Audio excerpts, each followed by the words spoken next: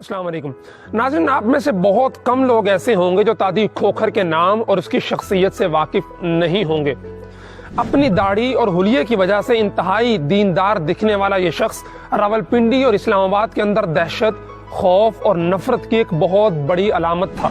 لیکن آج اسرائیل علیہ السلام کے ساتھ اپنے آخری انجام کی طرف روانہ ہو گیا ہے۔ ناظرین، یہ شخص راولپنڈی کے پرانے ایئرپورٹ کے قریب کورال چوک، جسے ایئرپورٹ چوک بھی کہتے ہیں، وہاں پہ اپنا ڈیرا جمائے ہوئے تھا۔ پلاٹوں پر قبضہ، مکانوں پر قبضہ، غریبوں کو ان کے گھروں سے بے دخل کر کے ان گھروں پر قبضہ کرنا اور ارد گرد کی زمینوں کو ہتھیا کر ملک ریاض جیسے بلڈرز کو بیچنا اور 2 نمبر کمائی سے گاڑیاں خرید کر ان کے اوپر 333 غیر قانونی نمبر لکھوانا اور اسی نمبر کے نام سے گینگ بنا کر مسلح جتھوں کے ساتھ باہر نکل کر عام لوگوں کو ڈرانا، دھمکانا اور ان سے زمینیں اور پیسے ہتھیا کر ان پہ روب و دبدبہ جمانا، یہ تاجی کھوکھر کے پسندیدہ مشغلوں میں سے تھا۔ ناظرین، اس پر بھتہ خوری، قبضہ اور دیگر کیسز کے ساتھ ساتھ قتل کے بھی کئی کیسز تھے، جن میں بدنام زمانہ زاہدہ بی بی کیس کو خاصی شہرت حاصل ہوئی تھی۔ ماضی میں ایک بار اس کی وفات کی جھوٹی خبر چلی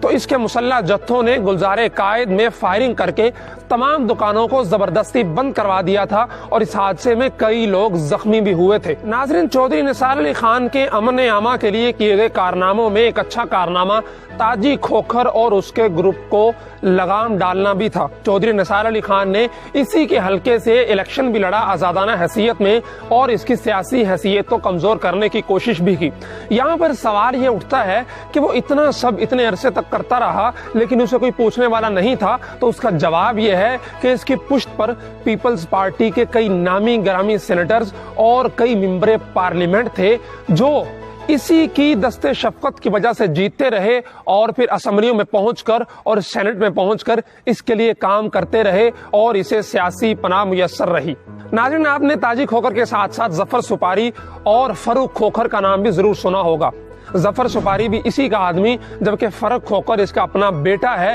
جو کہ آج کل ایک برانڈ کے طور پہ اور ایک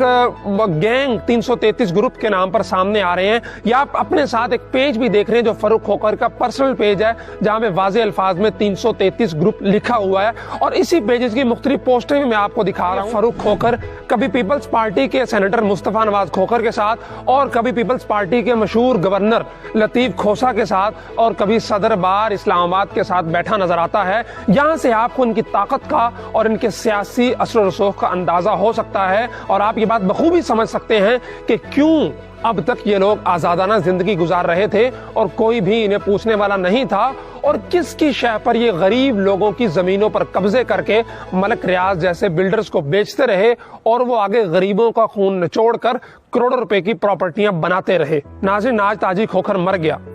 ہزاروں ایکڑز پر قبضہ کرنے والا آج صرف 2 گز زمین پر سوئے گا اور اس کی روح ان تمام چیزوں کا حساب دیتے ہوئے یقیناً کانپے گی۔ یہاں پہ آخر میں ایک پیغام آپ کو دینا چاہتا ہوں کہ مجرم صرف مجرم ہوتا ہے، اس کی داڑھی، اس کی ٹوپی، اس کا حلیہ قطعی اس کو بچانے میں کام نہیں آتا۔ نہ جانے کتنے غریب اور کتنے مظلوم خواتین اور بیوہ ہوں گی جن کی آہیں لے کر آج تاجی کھوکھر قبر کے اندر اترے گا، اور قبر میں اسے ہر غریب کی ایک ایک آہ کا حساب دینا پڑے گا۔